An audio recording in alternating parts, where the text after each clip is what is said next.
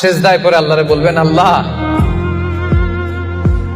এই পৃথিবীতে আমি ছাড়া তোমার গোলামের অভাব নাই, কিন্তু তুমি ছাড়া আমার দ্বিতীয় কোনো রব নাই।